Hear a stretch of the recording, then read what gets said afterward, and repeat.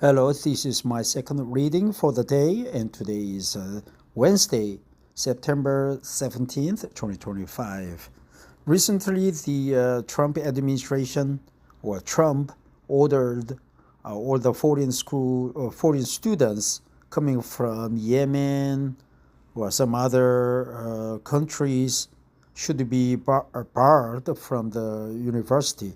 So there was a significant drop in the college enrollments by foreigners. Probably it spills over and affects Canada too. Let's learn more about Canadian situation too. Canada. This one is from cbc.ca. With a drop in international students, campuses are seeing class wait lists, course cuts, and fewer researchers. Student leader worries peers aren't going to find the supports that they need this year. Jessica Wong, CBC News, posted September 10th, 2025, EDT. Last updated September 10th. Students, administrators, and experts are concerned about a contracted post-secondary experience this fall as institutions grapple with reduced budgets and fewer international students.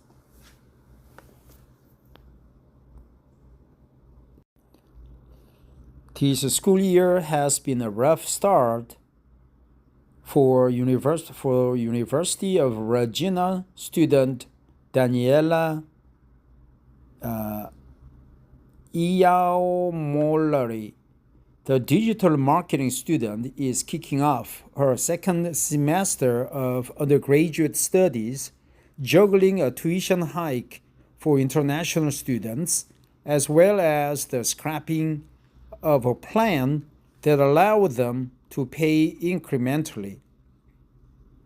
There's also been a delay receiving her transit pass, paid for as part of her tuition, while she and some of her peers have been waitlisted for certain classes. Right now in school is a very rocky situation for students, said Aya Mollari. Everyone feels tense, no one feels settled. As they buckle down for the new fall term, post-secondary students, faculty, administrators, and sector experts are worried as institutions struggle with the plummeting enrollment of students from abroad. Financial and other ramifications of federal changes to stem the tide of international students in Canada and in some regions limits on domestic tuition. Financial and other ramifications of federal changes to stem the tide of international students in Canada and in some regions limits on domestic tuition. Study permits in Canada. Also, it has nothing to do with the Trump administration. It's just they just curb, right? Stem, cut off. Study permits in Canada.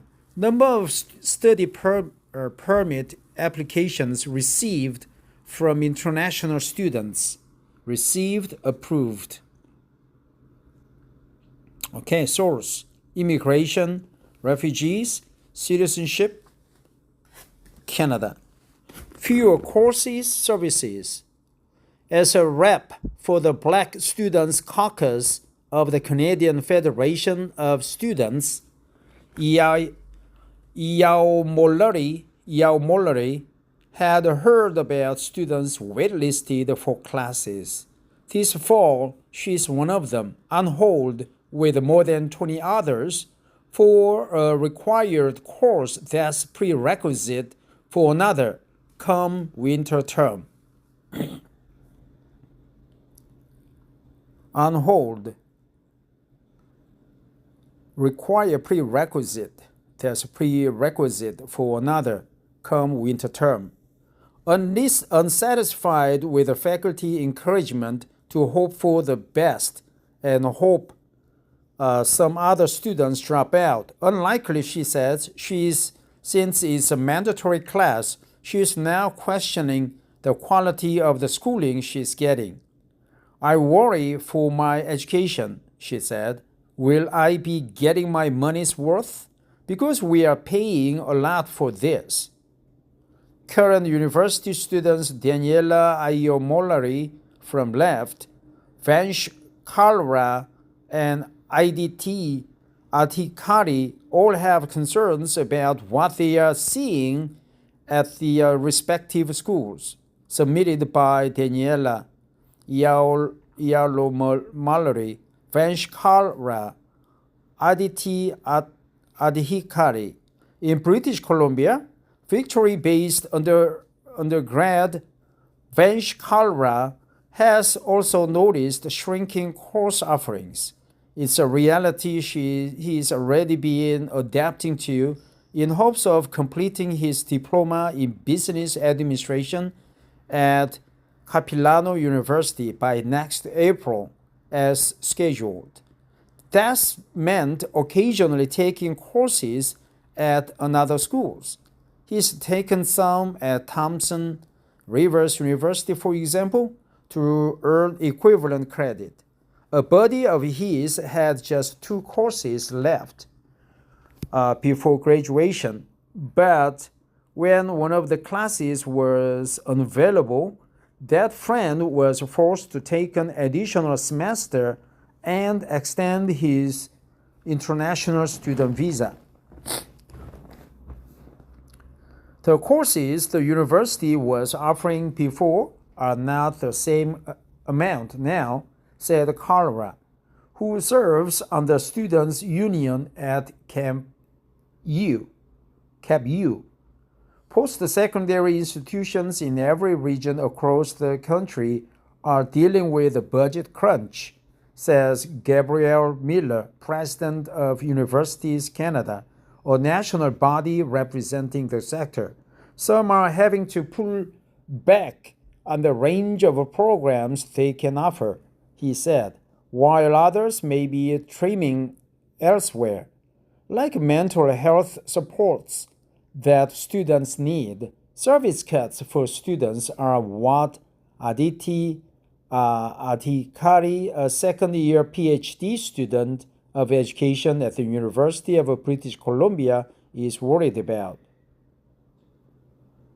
Adhikari says her school has reduced the funding for some groups like UBC's Graduate Student Society, where she is a vice president. That impacts their ability to fund peer advisors and stage student events. As the school year goes on, I'm concerned that students aren't going to find the supports that they need. For its part, Ottawa says its changes were necessary because the annual growth in the number of international students couldn't be sustained, while also ensuring they were properly supported. Laura Blondeau, a spokesperson for Immigration Minister Lenina Diop, said in a statement, the subsequent drop in applications Canada has received since is a clear sign that the measures we've put in place are working, she added. We will continue to work closely with the provinces and territories, designated learning institutions, and national education stakeholders to develop a sustainable path forward for international students. Impact to domestic students. Was worrisome for Miller? The capacity of our universities to create spaces for Canadian-born students is starting to contract, he said. It's particularly concerning for Ontario, which is home to more than 40% of the country's university student population, as well as more than 40% of all college students, and where domestic student enrollment is rising. Approximately 110 111,000 students are starting their first year of university this fall, higher than the double cohort year of 2003, where the province estimated gross grade 13, according to Rob Christopherson. What is GR13? A professor at Wilfrid Laurier University and president of the Ontario Confederation of University and Faculty Associations. But coupled with ongoing domestic tuition freeze, he says, the pinch of chronic provincial underfunding and the federal cap on international students, there is a significant financial gap. Because foreign student tuition is several times greater, even though we have more domestic students, we are decreasing our revenues, he said. So more students, less money.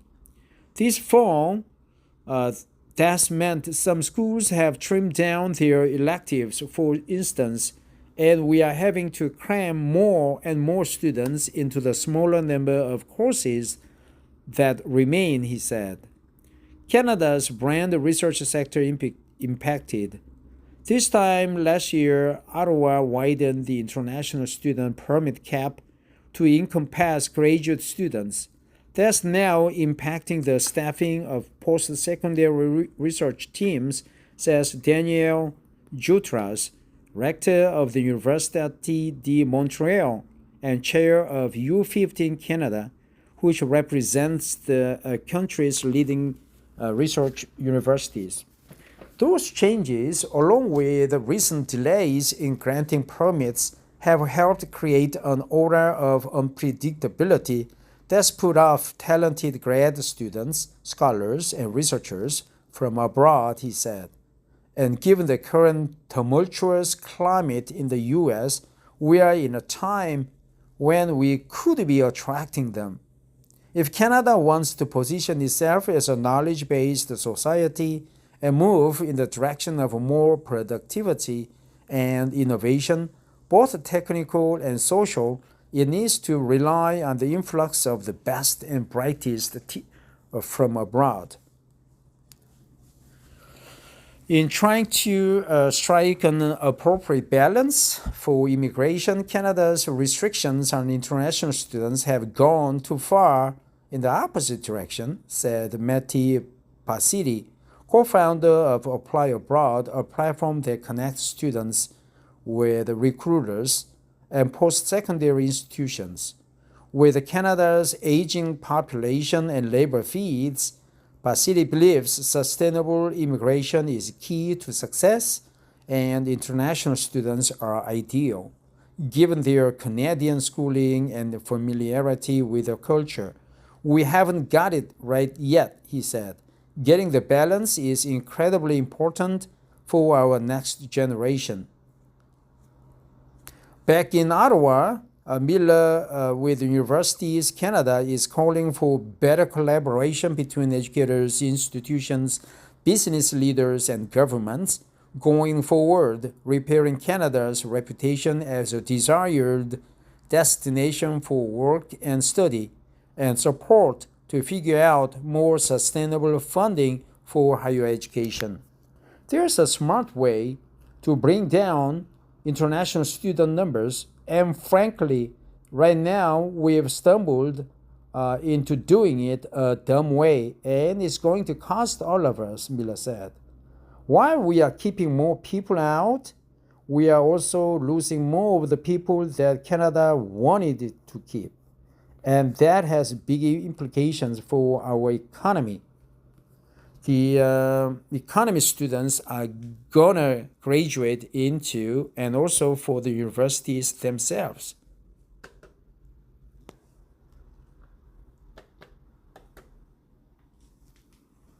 Well, that's it. With the files from Joyce McGregor. Confused, I couldn't focus well. Thanks for listening. Bye-bye.